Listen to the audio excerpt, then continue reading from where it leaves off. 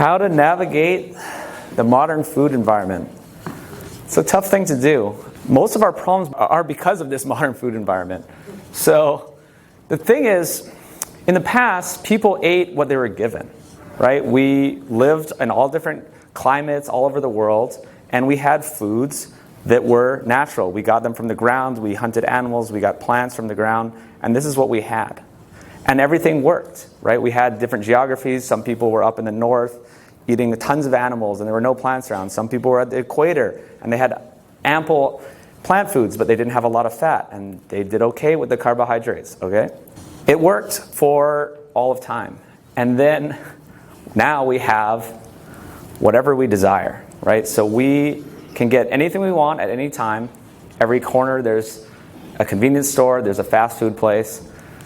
This is the real problem. This is where the mismatch happens. There's a great quote, the diseases of civilization. These are the mismatched diseases. This is what happens when our human physiology doesn't match our environment, right? So our food environment doesn't match what humans are meant to eat. So this is what we have.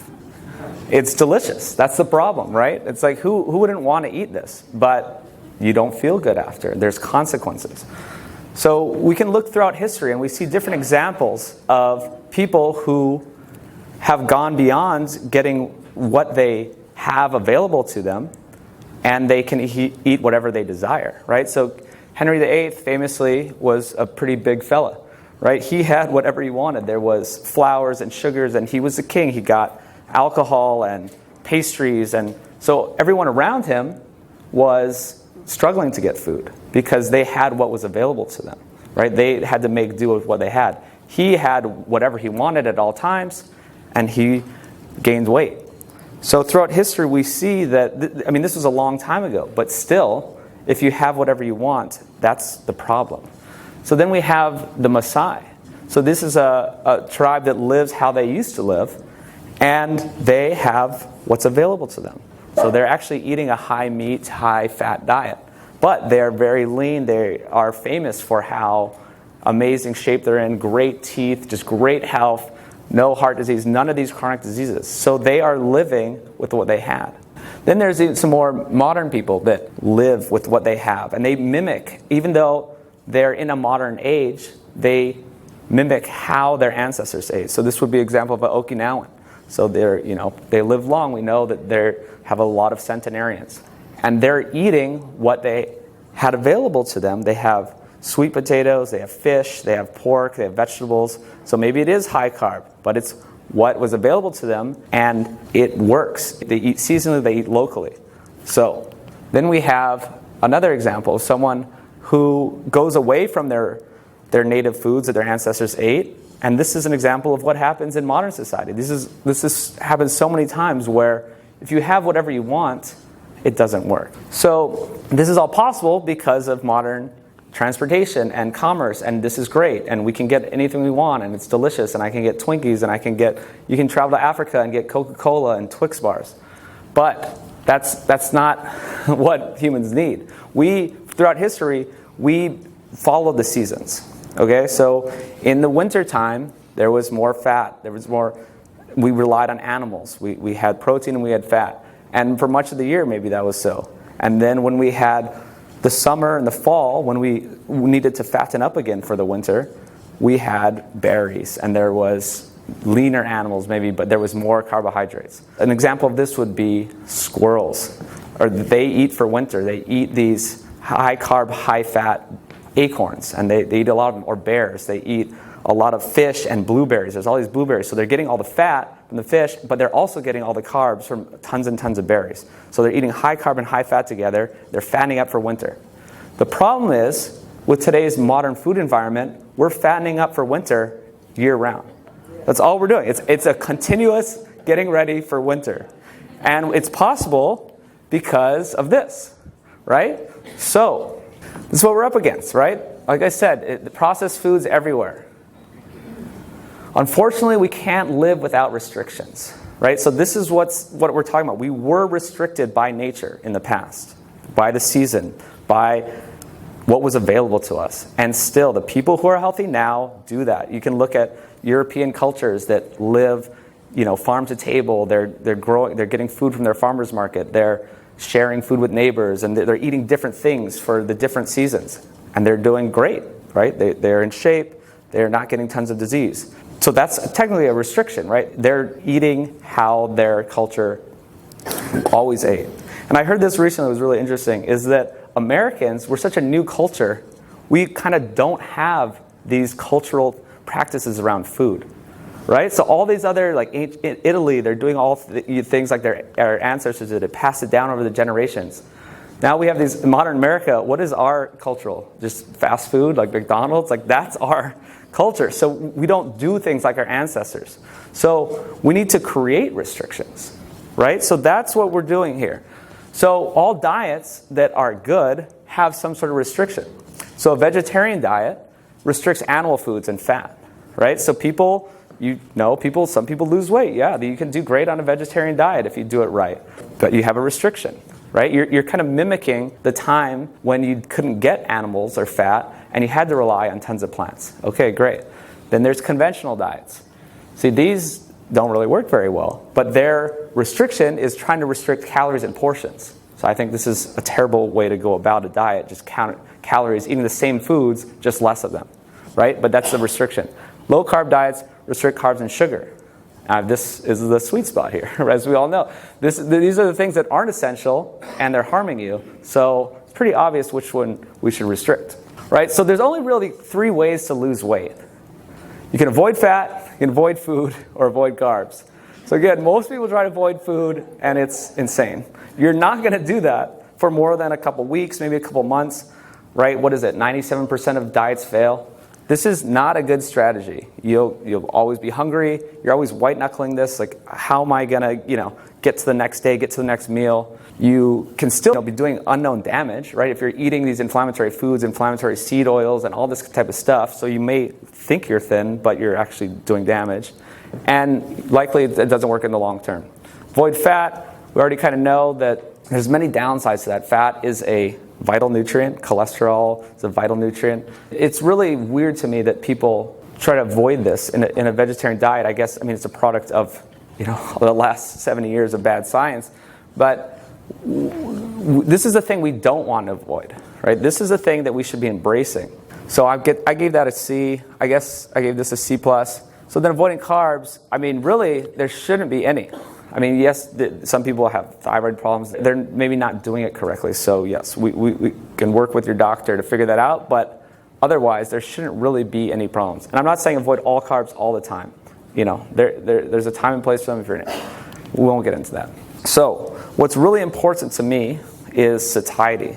So instead of focusing on calories, which the body has no sensing mechanism really for that, it's not like we just made up calories, right? It's like we just made up this unit, and then now we expect people to track them. It's like, well, humans don't have a calorie mechanism. We have a satiety mechanism, right? That is, everyone knows what a satiety is. Everyone knows when they're hungry. This is a natural human thing. Babies know when they're hungry. They cry when they're hungry. So this is what we should be focusing on. If we focus on satiety, then calories are meaningless. Right? I don't care. I've never counted calories. I don't even count macros, really. If I'm focusing on my protein and fat, and I'm not eating these worthless carbs, I don't have to worry. My weight regulates itself. And the thing is, a little anecdote here, I tried doing this before when I was just eating everything, and I would try to naturally work it out. Just, a lot of people just naturally, you're like, I'm feeling a little big, maybe I should eat a little less. I had a size 32 waist. I had a poor body composition. I wasn't fat, but this is how I thought I was supposed to be. I'm like, all right, I'm 34, I was probably 33, 32. Like, this is me. All I did was change what I ate. I changed the foods, still didn't track any calories, still didn't weigh anything out. I didn't track macros even. But I changed the foods that I ate to more satiating foods. 28 waist, feel amazing. Chronic issues with my wrists, overuse computer injuries went away. This inflammation went away that was bothering me for 10 years. And all I did was change my food choice. So this is me. Some people, yes, you can count calories, do the macros, weigh do that if you need to when you're going on your low carb journey. But I think you can get to a place where you won't have to do that, because if you are satiated, you don't need to worry about this stuff. So what foods are satiating? Whole foods. So this is back to Dr. Garrett, the Sapient framework. It's whole, nutrient-dense foods. Animal foods have the most bioavailable nutrition. Focus on getting your nutrition from animal foods, and then fill in plant foods that are the most nutrient-dense plant foods, which are ones without all the excess calories from carbohydrates. So there's low-carb vegetables and fruits. So what really matters about satiety is the level of processing. So this is the next level. So if you're eating all the whole foods, you're focusing on the protein and the fat. The next level is the level of processing. So I got really into this. I've interviewed almost 150 people by now. So I've talked to so many people for the film, for my podcast, and I'm trying to put this all together. And this is what I figured out. All that matters is the level of processing. So why whole foods are good? It's because they are unprocessed. This is like the unifying theme of everything. Why do vegetarian diets work and keto diets work? Because they're eating whole foods, they're getting rid of processed foods. So it seems very obvious. Everyone's like, oh yeah, eat whole foods, whole foods, whole foods. My whole life I'm just, oh yeah, eat whole foods. I'm like, all right, yeah, whatever. But I didn't get it. Like, why though? Why? So I started talking to scientists, all these different researchers, and there is a lot of science behind the level of processing matters. Each time you process a food, it is worse for you. It interacts with your gut in a different way. There's different gut hormones. There's like this GLP and GIP, and there's like PPY, and you can get real sciencey and understand what happens when the food goes into your body and in your large intestines. And then there's ghrelin, this is the hunger hormone, and all this kind of stuff happens. And insulin spikes in the blood sugar. So it kind of all depends on the level of processing. So why whole carbs can be good is because they are intact. The cellular structure is intact, and it interacts with your body differently. You're not getting a super big spike of blood sugar because of that. And so the classic example is an apple. Eat a whole apple. You can't eat that many of them, right? It's like you eat 2 apples, and you're getting full from it. Then if you go one level down of processing, you have applesauce. Then you're adding sugar, which is bad, and you're breaking it down. So you can not only eat more of it, but it's also interacting with your gut and your large intestines in a different way and sending different hormone signaling to your body. And then you can process even more and have apple juice. So now you have the most refined version, pure sugar, no fiber. You've actually broken down the cellular walls of the food, which is part of it. And that's the worst case. I didn't even understand this. I thought, kale shakes, smoothies, like green smoothies, I would do that all the time.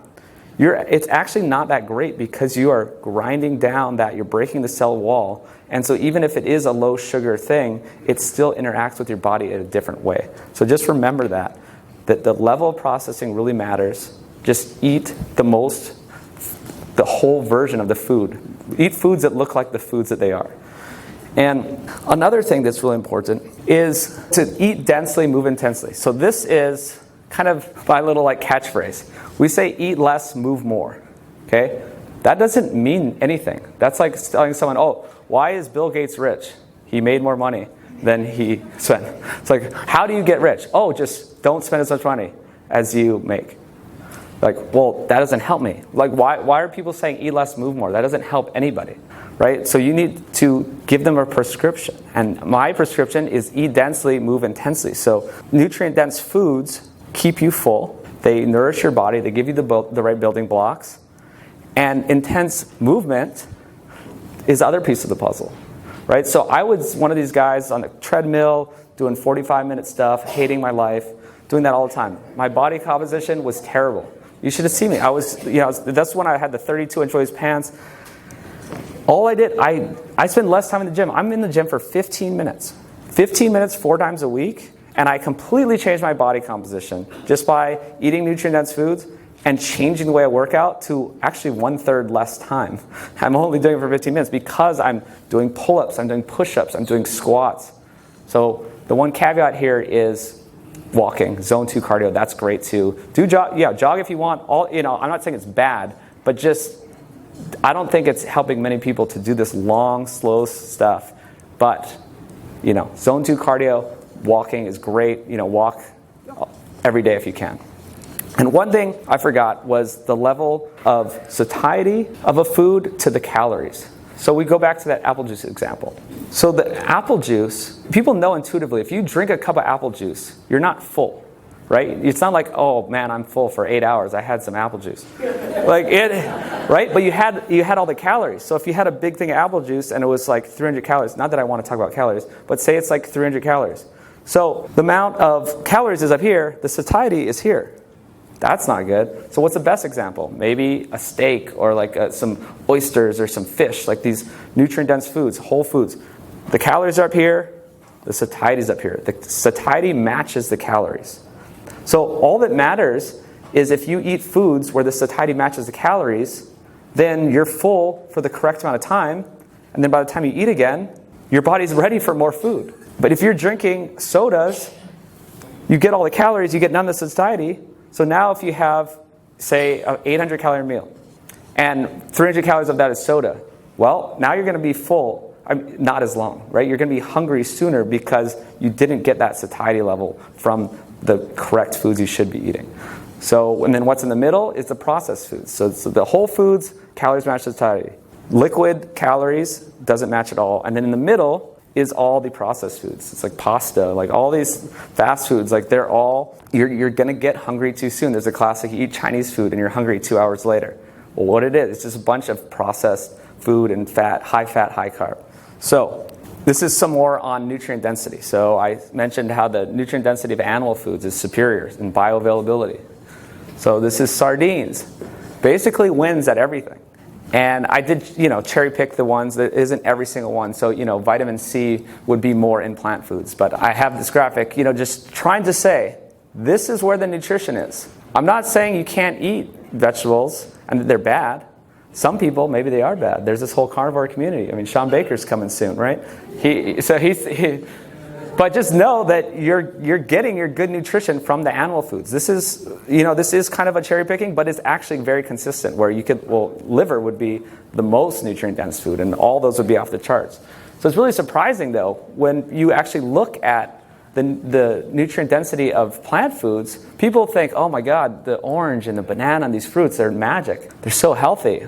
No, they're not. They're just a bag of sugar, really. You look at the nutrients, you just go on the USDA database or go on any kind of thing and you can look at the actual nutrients in food. It's alarming.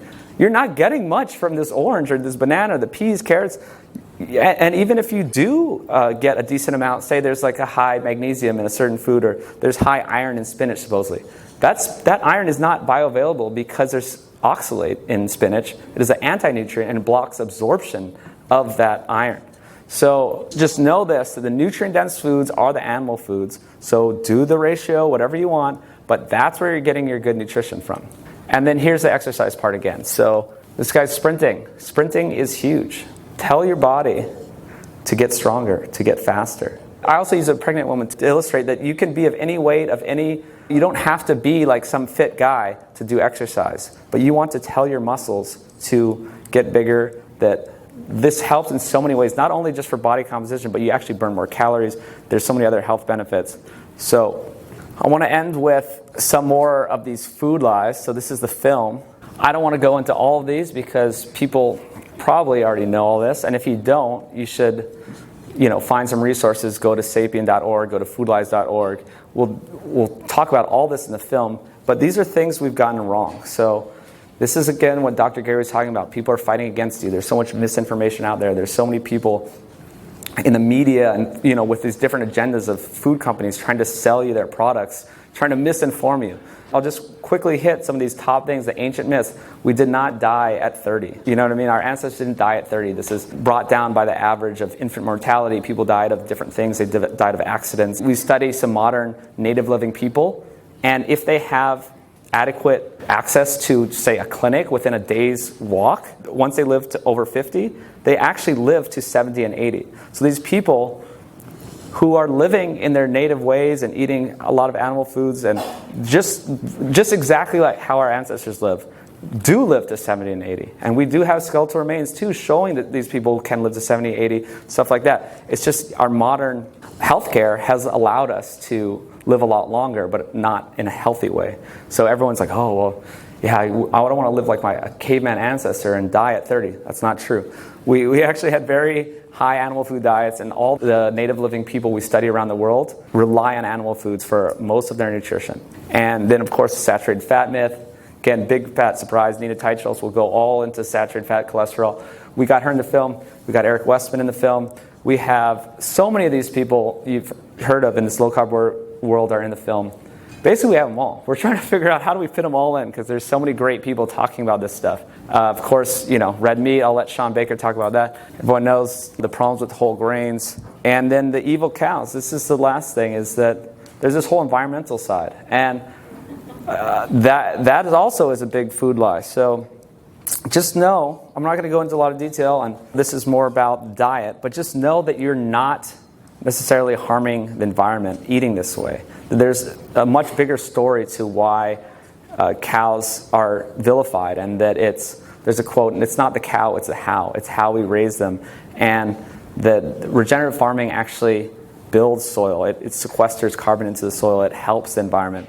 And there's a lot of myths around just animal agriculture in general. So I've talked to a lot of great people on my podcast, Peak Human. So if anyone wants to know more about that, there's tons of episodes with great scientists talking about the environmental stuff as well. So that's it. We're sapien.org. We're doing more than Gary was talking about. We're doing a program too. We're trying to help people do this. It's accountability. It's like we can put all this information out for free, but we're trying to help people be accountable and take them through this process, because that's the most important part. And I'm on Instagram. That's where I do most of my stuff. Food Lies. Thank you.